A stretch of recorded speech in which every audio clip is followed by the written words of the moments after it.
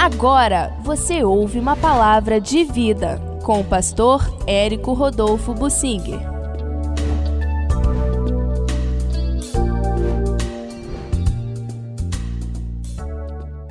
Daniel, ao desobedecer e orar, só despertou mais ainda a admiração do rei. Isso está no capítulo 6. Daniel na cova dos leões. O rei era Dario, o Medo, e ele veio a constituir sobre o reino as 127 sátrapas que estivessem por todo o reino. E sobre eles 3 presidentes, dos quais Daniel era um, aos quais estes sátrapas dessem conta para que o rei não sofresse dano. Então mesmo Daniel se distinguiu destes presidentes e sátrapas, porque nele havia um espírito excelente, e o rei pensava em estabelecê-lo sobre todo o reino.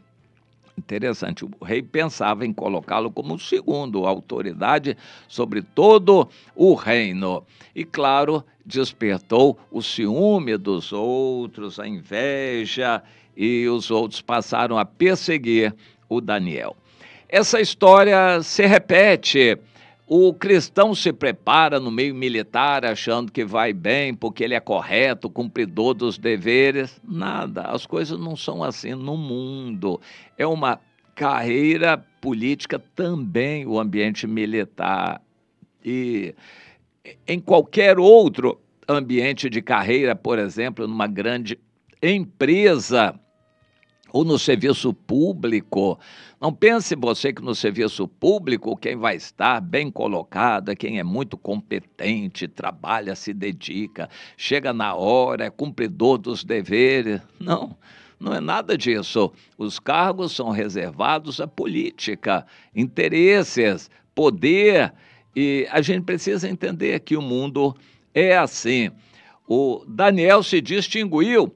O Daniel era muito hábil, ele não era assim expansivo, falante, era cauteloso, jeitoso, simpático e tratava bem as pessoas, era bem submisso às autoridades, tudo isso ajudava, mas na verdade nós entendemos que foi o próprio Deus que moveu as circunstâncias para que ele estivesse lá em uma posição destacada. Foi Deus que fez isso acontecer, tocando o coração do rei, o rei Dario. No mundo hoje, nós vamos entender isso. Por mais que você se esforce, não necessariamente você vai se destacar em qualquer ambiente, em qualquer área, seja no trabalho, no estudo ou o que for. Não é pelo muito se dedicar ou não é pela sua habilidade. Vai depender de circunstâncias. Se Deus quiser, Ele vai colocar você lá como um testemunho e não para você se engrandecer, se envaidecer. Pense bem nisto.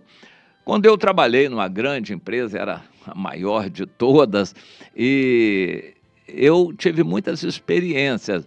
Houve momentos em que eu vi a mão de Deus me conduzindo até um ponto e Deus mostrou: meu servo, se eu quiser, eu levo você daqui lá para cima. Você vai ser grande na empresa. E algo acontecia e aquilo não se realizava. Eu não ia e mudava e começava tudo de novo. Em um determinado instante, parecia que eu estava bem e poderia ir Deus mostrando: meu servo, se eu quisesse, eu te faria grande aqui nessa área também, mas não vai. E assim por diante. Deus me levava por várias áreas para eu aprender, para eu ter experiências e para poder me identificar com cristãos nas várias áreas e poder pregar o evangelho lá dentro. Em suma, durante aquele tempo todo de atividade profissional, Deus me deu a graça de poder abençoar vidas, ganhar pessoas para o Senhor, mas eu não fui grande na carreira, porque Deus não queria. E ele sempre mostrava: meu servo, se eu quiser, eu posso levar você para lá, mas eu não quero. E para mim a experiência valeu mais que tudo. A oportunidade de lidar com pessoas em várias áreas, a oportunidade de conhecer como uma grande empresa funciona, tudo isso foi muito importante para aplicar no reino de Deus e não para me fazer grande.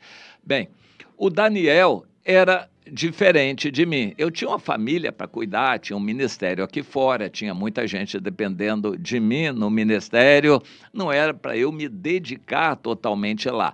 O Daniel era solteiro, eunuco, e se dedicava ao reino e pôde estar mais perto do rei. Deus fez com que o rei Dario olhasse com simpatia para Daniel.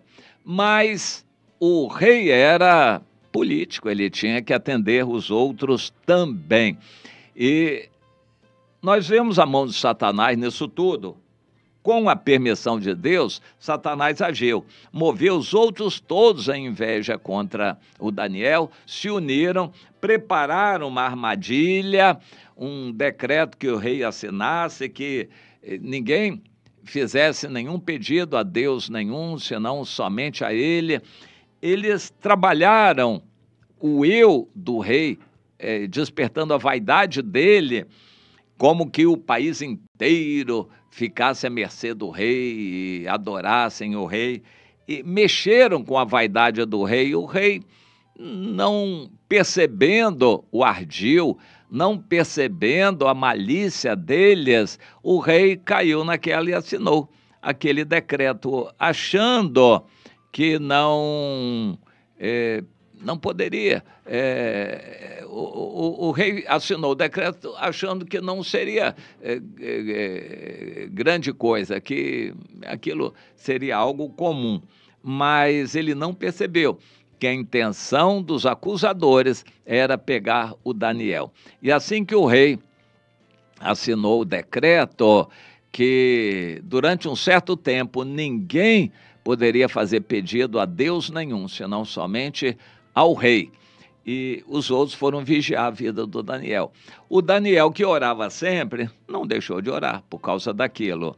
Não sabemos como eles conseguiram pegar o Daniel, porque ele orava de janela aberta, voltado para a direção de Jerusalém. E os outros, não sei se botaram escada, subiram na janela dele ou arrombaram a porta. O fato é que acharam o Daniel orando e, com testemunhas, levaram Daniel preso, amarrado certamente à presença do rei. E acusaram: ó rei, majestade, o senhor assinou um decreto que ninguém pedisse nada a Deus nenhum. Aqui o Daniel foi apanhado em flagrante, orando ao Deus dele. E o rei ficou triste. E eles apertaram o rei: majestade, o senhor assinou, tem que cumprir a lei agora, tem que ser jogado na cova dos leões. O rei então ficou muito penalizado e passou até de tarde tentando livrar o Daniel. Ele sabia que tinha aquele dia para agir, ele ficou empenhado em achar uma saída para livrar o Daniel da cova dos leões. Por fim, os outros apertaram tanto que o rei não teve jeito. Ele pensou: ou é a minha posição, eu fico desmerecido, eu fico desacreditado, um rei que assinou um decreto e não cumpre o decreto, eu não tenho jeito, a minha carreira política está em jogo, eu vou, infelizmente, ter que mandar o Daniel para a cova dos leões. Então, foi feito isto, os soldados vieram, lançaram Daniel na cova dos leões, puseram uma pedra em cima. E o rei foi para o seu palácio, passou aquela noite toda sem dormir, em jejum, não deixou ser trazidos à sua presença instrumentos, nem pessoas, e não conseguiu dormir aquela noite toda. Pela manhã, ao romper do dia, ele se levantou e foi correndo à cova dos leões e, numa esperança, uma expectativa de que algo pudesse ter acontecido, e mandou remover a pedra e gritou lá de cima: Daniel, Daniel, será que o teu Deus, a quem tu continuamente serves, tenha podido livrar-te dos leões. O Daniel respondeu lá de baixo: ó rei, vive para sempre. O meu Deus enviou o seu anjo e fechou a boca dos leões, porque em mim foi achada inocência e eu não cometi delito algum contra o rei. O rei se alegrou, mandou tirar mais que depressa o Daniel da cova dos leões e viu que nenhum dano havia sido feito contra ele. Os leões o respeitaram. Então o rei, entendendo a trama, agora sim ele entendeu que tudo foi uma armadilha dos outros que eram inimigos de Daniel para poder condená-lo. E aí o rei ficou irado contra os outros e mandou que os outros que acusaram o Daniel, eles sim, fossem lançados na cova dos leões. E o texto da Bíblia diz que eles não chegaram nem ao fundo, no ar mesmo os leões já começaram a devorar cada um deles. Foram esmigalhados em todos os ossos. Os leões mastigaram até arrebentar, quebrar todos os ossos. Imagine isso, de um corpo humano e de todas as pessoas que acusaram o Daniel. Deus o livrou. Deus permitiu que tudo aquilo acontecesse para que o nome dele fosse glorificado, para que o Daniel fosse identificado. E o Daniel venceu porque foi fiel. Ele sabia que estava errado. Havia uma ordem, ele tinha que obedecer. Ele poderia dizer: Senhor, o Senhor entenda a minha situação. Para obedecer ao rei, eu vou ter que parar por um mês de fazer orações ao Senhor. Eu só vou orar assim em pensamento, mas eu não vou poder orar publicamente, nem me ajoelhar, e o Senhor me entenda isso. Me perdoe, porque eu vou ter que obedecer ao rei. Não, mas não foi isso que o Daniel fez. Ele disse: eu não vou esconder nada. A minha prática é de orar e eu vou continuar a orar. Essa atitude é chamada de desobediência civil, desobediência consciente.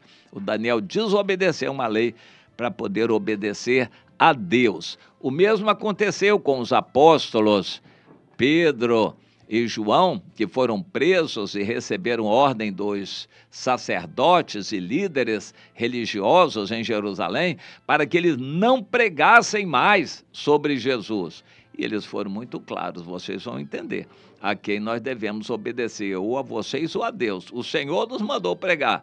Nós vamos obedecer a vocês que mandam parar? Não, nós vamos continuar a pregar. E vocês façam o que vocês quiserem. A desobediência consciente. Quem é do Senhor, obedece ao Senhor, haja o que houver. E o Daniel fez isto, continuou orando como ele orava. Se ele ajoelhava, a gente sempre pode levantar a questão: e se o Daniel orasse só em pensamento? Não, ele orou, continuou a orar do jeito que ele orava sempre. Daniel sabia que estava desobedecendo ao rei, mas para obedecer a Deus. O resultado daquilo tudo foi um grande livramento de Deus, uma manifestação do poder de Deus, eliminação dos inimigos, e o rei passou a admirar mais ainda o Daniel. Esse fato foi muito importante para tudo mais que viria a acontecer. Esse rei teve que se posicionar sobre os judeus em Jerusalém. Muita história tem relação com isto. A atitude do Daniel mexeu com muita coisa. O fato de ele ser fiel fez com que Deus agisse. Por fim, o rei, que teria que mandar matá-lo, o próprio rei se tornou um admirador maior ainda de Daniel e agiu em favor do povo de Daniel, os judeus. Deus quer que hajamos da mesma maneira. Meu irmão, você está ameaçado? É governo, é patrão, é por causa aí de pandemia, é por causa de disso e daquilo, você está ameaçado? Meu irmão, obedeça em primeiro lugar a Deus, ainda que tenha que desobedecer a homens. Faça isso conscientemente, porque você vai estar honrando o Senhor de todo o seu coração.